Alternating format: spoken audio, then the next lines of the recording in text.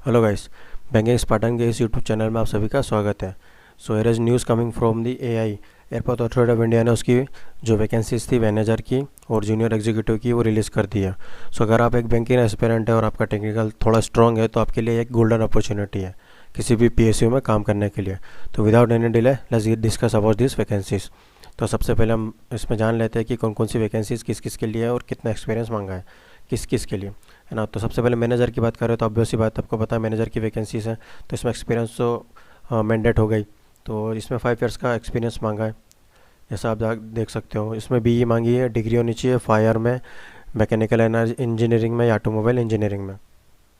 और इसके पोस्ट का जो डिवाइडेशन है वो कुछ इस प्रकार है कि टोटल वैकेंसी 11 है, और जनरल में कितनी 6 वैकेंसीज है, और EHW में कितनी 1 वैकेंसी है, और ओबीसी में कितनी 3, और एससी में कितनी 1, है ना। आपको मैनेजर के लिए पोस्ट के लिए आपको बी होना कंपलसरी है। और किस फील्ड में? फायर इंजीनियरिंग में, मैकेनिकल में या ऑटोमोबाइल में। अब बात करते हैं टेक्निकल में। ये सर्विस फायर सर्विसेज में थी। टेक्निकल में क्या होना चाहिए? आपके पास बी होना चाहिए कंपलसरी है। किसमें? मैकेनिकल में और ऑटोमोबाइल में। और कितना साल का एक्सपीरियंस होना चाहिए? आपको मिनिमम 5 ईयर्स का एक्सपीरियंस होना चाहिए, है ना। किधर? एग्जीक्यूटिव ग्रेड में। इसमें काय में? ये भी एग्जीक्यूटिव ग्रेड में। और किस फील्ड में? फायर सर्विस फील्ड में। और इसकी ये जो अपने मैनेजर टेक्निकल है इसमें किस में होना चाहिए? तो ये फील्ड ऑफ प्रोक्योरमेंट में, और प्रोसीजर फॉर गुड्स के लिए सर्विस और इक्विपमेंट व्हीकल CTC में, है ना। अब हम बात करते हैं एयर ट्रैफिक कंट्रोल की वैकेंसीज़ के बारे में, जिसमें कोई एक्सपीरियंस नहीं मांगा है। और ये गोल्डन अपॉर्चुनिटी है अगर आप एक बैंकिंग एक्सपेरिएंट हो और आपको थोड़ा भी जो टेक्निकल है वो स्ट्रॉन्ग है। तो विदाउट एनी डिले इसके बारे में डिस्कस करते हैं। तो इसमें बैचलर्स डिग्री मांगी है, 3 इयर्स की बैचलर्स डिग्री है। किस में? साइंस की BSc कराओ साइंस में, और वो फिज़िक्स के साथ में होना कंपलसरी है। किसके साथ में? फिज़िक्स के साथ में, एंड मैथमेटिक्स, या तो मैथमेटिक्स के साथ में, और या तो इंजीनियरिंग होना चाहिए, बैचलर इंजीनियरिंग। और किसी भी डिसिप्लिन में होनी चाहिए, लेकिन फिज़िक्स और मैथ्स एज अ सब्जेक्ट होना चाहिए उसके अंदर, किसी भी एक सेमेस्टर या करिकुलम में। ये तो ऑब्वियस सी बात है, होता ही है वो तो। फिज़िक्स फर्स्ट सेम में या तो फिर अदर सेम में M1 M2 M3 समथिंग ये तो होता ही है। और इसमें कोई एक्सपीरियंस नहीं मांगा है ना। तो ये गोल्डन अपॉर्चुनिटी आप लोगों के लिए। इसमें टोटल कितनी वैकेंसीज है? तो इसका जो बाइफर्केशन है वो कुछ इस प्रकार है कि 264 वैकेंसीज है, 264, जिसमें 107 वैकेंसीज किस में? जनरल में।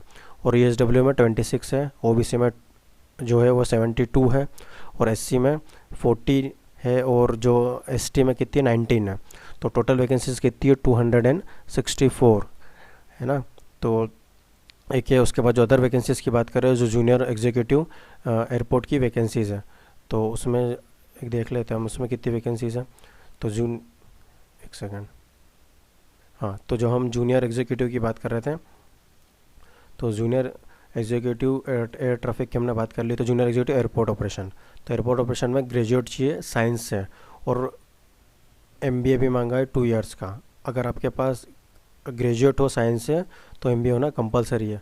और जो इंजीनियरिंग की डिग्री है उनको सिर्फ इंजीनियरिंग ही चाहिए, ग्रेजुएशन ही चाहिए, उनके लिए कंपलसरी नहीं है MBA, है ना।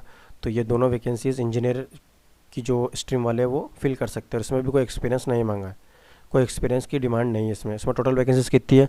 इसके अंदर टोटल वैकेंसीज है 83। कितनी वैकेंसीज है? टोटल 83 वैकेंसीज है, जिसका बाइफर्केशन ऐसा है कि जनरल में 35 है, उसके बाद जो EHW में 8 है, और जो OBC में 21 है, SC में 14 है, और ST में 5 है ना। तो इसमें भी कोई वो नहीं मांगा एक्सपीरियंस। लेकिन जो BSc वाले कैंडिडेट्स हैं जिन्होंने साइंस से डिग्री कर रखी है उनके लिए MBA कंपलसरी है, इस बात का आप ध्यान रखें।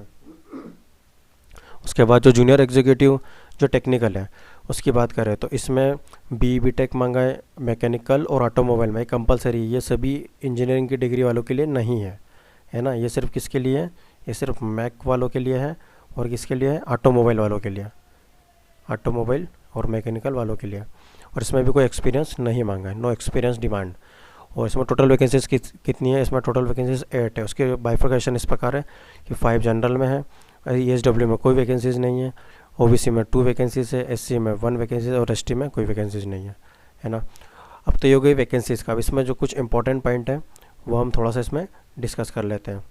तो जैसे कि आपने देख लिया, और इसमें जो डिग्री की जो डिमांड है वो किस प्रकार, कुछ इस प्रकार है कि जो रिकॉग्नाइजेशन होनी चाहिए जो यूनिवर्सिटी है ना। और जैसे कि IIT IIMS XLRI, टीस या जो भी रिकॉग्नाइज की गई है गवर्नमेंट ऑफ इंडिया के द्वारा। और जो परसेंटेज ऑफ मार्क्स है वो मिनिमम 60% होना चाहिए। अगर आपके मार्क्स 59.99 भी है तो उसको एज अ 59% कंसिडर किया जाएगा, है ना। इसको 60% कंसिडर नहीं किया जाएगा, तो इस बात का आप ध्यान रखें। और अगर हम परसेंटेज हो गया, अब कैंडिडेट के जो BE है वो एसेंशियल क्वालिफिकेशन प्रिस्क्राइब, हाँ तो ये तो आपने तो देख लिया। अब हम कुछ और जो इम्पोर्टेंट पॉइंट है उसके बारे में थोड़ा सा डिस्कस कर लेते हैं। तो इसमें कुछ और पॉइंट जैसे एज रिलैक्सेशन, तो ये आप थोड़ा सा देख लेना। और इसकी हम इम्पोर्टेंट डेट्स की बात करें तो इसके इम्पोर्टेंट डेट्स कुछ इस प्रकार है कि ओपनिंग डेट कब होगी इसकी 5/12 मतलब 15 दिसंबर से फॉर्म भरे जाएंगे। कब से? 15 दिसंबर से। और कब तक भरे जाएंगे ये? 14 जनवरी तक। 14 जनवरी तक। तो जैसे ही फॉर्म ओपन हो, आप जितना जल्दी हो सके उतनी जल्दी इस फॉर्म को फिल कर दीजिए, क्योंकि फिर लेट हो जाएगा। और अगर हम इसकी जो पे स्केल की बात करें तो पे स्केल इसका 40,000 से लेके 1,40,000 तक है।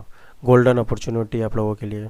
और इसके एडिशन बेसिक पे की बात करें तो उसके ऊपर आपको 35% ऑफ बेसिक पे मिलेगा, बेसिक पे के ऊपर मिलेगा।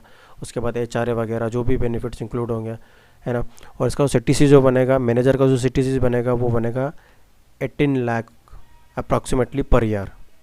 कितना? पर annum 18 लाख, है ना। और अगर हम इसमें जो एग्जीक्यूटिव्स की पोस्ट की बात करें तो 12 लाख अप्रॉक्सीमेटली 12 लाख पर annum है ये, मतलब पर ईयर। और 12 लाख पर annum CTC का मतलब ये होता है कि सब कंप्लीट मिला के HRA, DA, फिर आपका जो भी न्यूज़पेपर वगैरह जो भी मिलता होगा समथिंग जो भी है वो सब कंप्लीट मिला के इतना है। कुछ और बारे में इसमें डिस्कस कर लेते हैं। इम्पोर्टेंट इंस्ट्रक्शन, सिलेक्शन प्रोसीजर की बात कर ले तो इसमें सिलेक्शन प्रोसीजर जैसा, इसमें मैं थोड़ा सा सिलेबस के बारे में आपको इसी वीडियो में थोड़ा सा बताने वाला हूँ। सिलेक्शन प्रोसीजर वही होगा इसका कि सबसे पहले जो भी सिलेक्टेड कैंडिडेटों के रोल नंबर्स शॉर्ट लिस्टेड किए जाएंगे। इंटरव्यू होगा, फिज़िकल मेजरमेंट होगा, उसके बाद इसमें वॉइस टेस्ट भी होता है तो वॉइस टेस्ट भी होगा। अगर एयर ट्रैफिक कंट्रोल की बात करें तो उसमें वॉइस टेस्ट भी होता है। और जैसा इसमें लिखा हुआ है ये, इसमें आपको ICAO लैंग्वेज जो मिनिमम प्रोफिशिएंसी इंग्लिश के लिए आपको 10th और 12th में इंग्लिश एज एक सब्जेक्ट होना कंपलसरी है ना। और वो 4th लेवल का ऑपरेशन आपके लिए एक ट्रेनिंग प्रोवाइड कराएंगे जिसमें आपको पार्टिसिपेट करना कंपलसरी। अगर आप पार्टिसिपेट नहीं करेंगे तो आपकी सर्विस टर्मिनेट कर दी जाएगी। ये किसके लिए? ये junior executive air traffic control के लिए है। और उसके लिए आपकी जो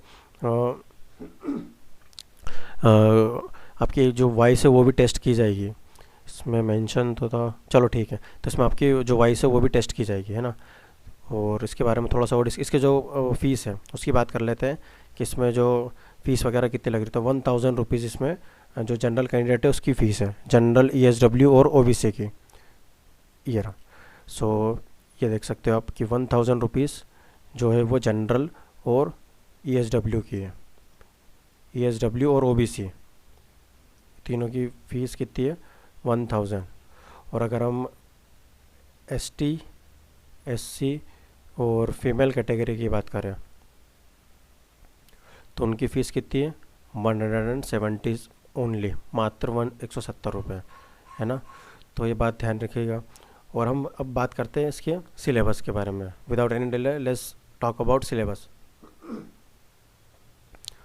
तो इसका सिलेबस कुछ इस प्रकार है, उसमें मेंशन नहीं है सिलेबस, तो मैं आपको बता रहा हूँ लास्ट ईयर के पेपर के पैटर्न के अनुसार। 120 मार्क्स आएंगे। 120 मार्क्स के 120 क्वेश्चन आएंगे। और इसका बाइफिकेशन इस प्रकार है कि 50% जो होगा वो पार्ट A में होगा और 50% पार्ट B में, है ना। इस बात का आपको ध्यान रखना। तो जैसे उसमें कोई भी, सबसे बड़ा एक बात मैं मेंशन करना चाहूँगा कि सिलेबस में कि जो आपका पेपर होगा उसमें कोई भी नेगेटिव मार्किंग नहीं होने वाली है। आप चाहे तो 120 से 120 आउट ऑफ क्वेश्चन कर सकते हो, आप तुक्का लगा सकते हो उसमें। और उसका वेटेज कुछ इस प्रकार है कि पार्ट ए में 50% रहेगा, 60 क्वेश्चन होंगे 60 मार्क्स के जो रिलेटेड होंगे, जिसमें क्या क्या होगा, इंग्लिश होगा, जनरल इंटेलिजेंस जिसको रीजनिंग बोलते हैं, जनरल एप्टीट्यूड और जनरल नॉलेज। ये तो आपका पूरा बैंकिंग पैटर्न ही है, एक तरीके से पूरा बैंकिंग पैटर्न है, तो आपके लिए काफ़ी हेल्पफुल रहने वाला अगर आप बैंकिंग कैंडिडेट हो। और पार्ट बी की बात करें तो पार्ट बी लिटिल बिट थोड़ा सा टेक्निकल वालों के लिए थोड़ा सा पड़ सकता है, कि थोड़ा सा टफ, ज़्यादा भी नहीं।